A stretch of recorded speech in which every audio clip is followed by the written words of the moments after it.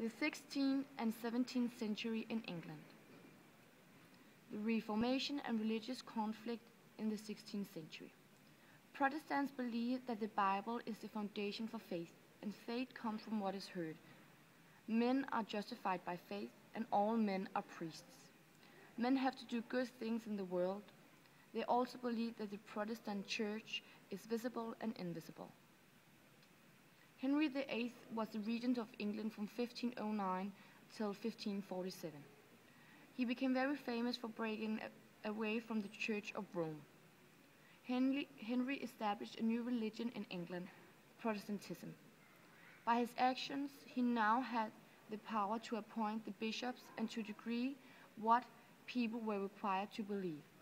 The Protestant Church and ideas gained strength in England and Scotland during this century. The Irish people were not a fan of the religion and rebelled against England's attempt to impose Protestantism. That led to much brutal fighting, but this event created a national unity in Ireland. The reign of Elizabeth I. Elizabeth I became queen after her father, Henry VIII. Henry wasn't fond of Elizabeth and wanted to sabotage her rights to the throne, because she was a girl and not a boy. It was a long, hard way to becoming Queen of England, but she survived and became Queen the 17th November 1558. Elizabeth was a Protestant like her father, but a moderate one. By keeping a middle way in religion between the Catholics and the Protestants, she kept peace in her country. The religion that were practiced in England became known as Anglicanism. Elizabeth was a popular queen and important for England. Her popularity rose when the English defeated the attempt to the Spanish Armada to conquer England and restore Catholicism in 1588. England's discoveries and trades overseas gained importance in the Elizabethan period. For example, Sir Francis Drake circumnavigated the globe between 1577 and 1581 and was the commander in the defeat of the Spanish Armada. The Spanish Armada was the Spanish fleet in that time and was called the Great and Most Fortunate Navy, or Invincible Fleet. Another event that happened under Elizabeth I, where the English settlers began to colonize the eastern coast of America, and the Queen granted a charter of the East Indian Company, which actually laid the foundation for the British Empire in India and East. Shakespeare. Shakespeare is a writer who writes plays and poems in the Elizabethan period. He's remembered for his rich Renaissance cultural life. Shakespeare, he wrote a lot of plays and poems. In the beginning, he wrote comedies like Richard III and A Midsummer Night's Dream. In the middle of his period, he started writing some tragedies like Hamlet and King Lear and Macbeth. And at the last phase of his writing, he started making tragic comedies, which is a combination of both tragics and comedies, which normally ends happy but has a sad story. All his plays were only performed by the Lord Chamberlain's Men, which was a company owned by a group of players, which included Shakespeare.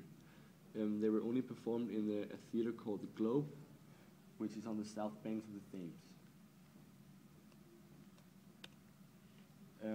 King James I, his mother got murdered, and he then got crowned at the age of only 1. At that time, he had 4 assistants to help him because he was only a child. But later, when Elizabeth I died, her only relative was King James VI of Scotland, and he then became King James I of England. He was very fond of English literature, and that made the Irish people rebel against him because they didn't want an Irish king in England.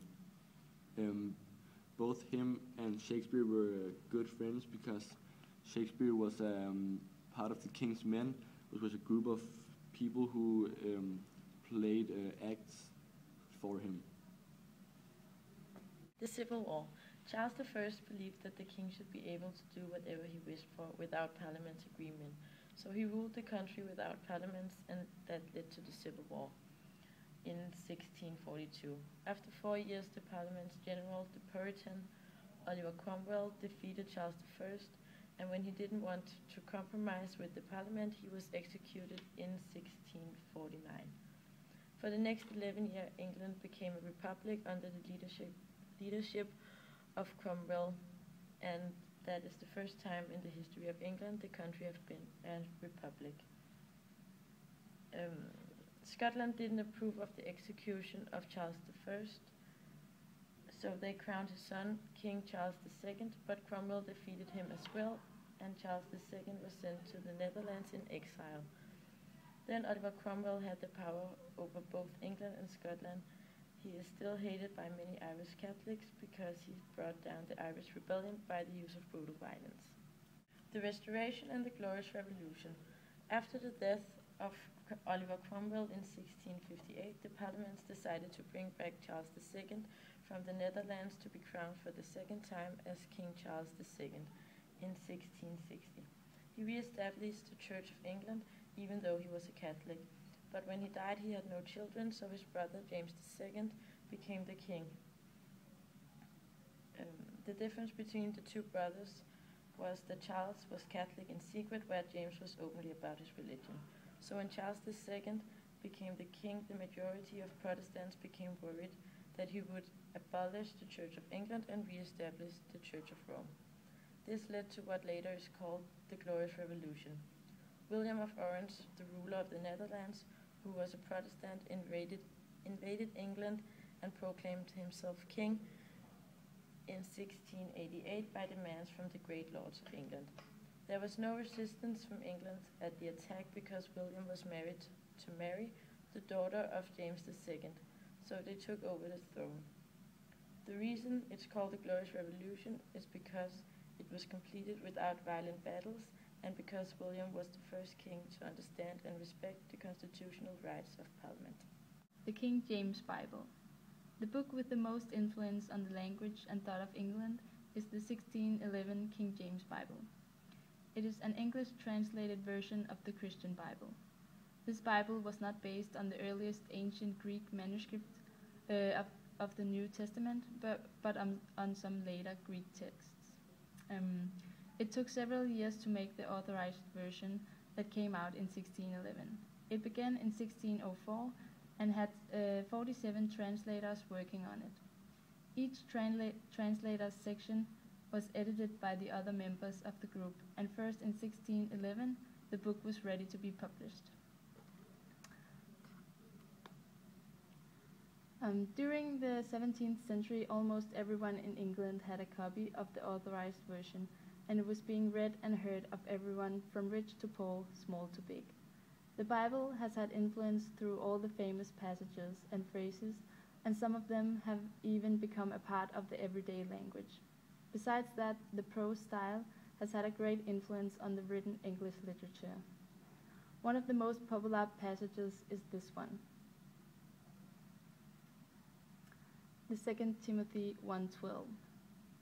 I am not ashamed, for I know whom I have believed, and am persuaded that he is able to keep that which I have committed unto him against that day. This quote inspires, encourages, and heals the soul. The Great Fire of London. On September the 2nd, 1666, the Great Fire of London began.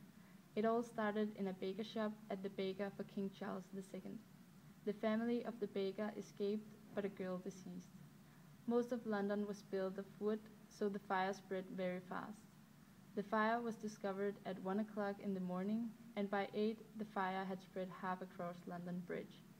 The only thing that stopped the fire from spreading to Southwark, on the other side of the river, was the gap that had been caused by the fire of 1633. Not many people died, but the damages was extreme.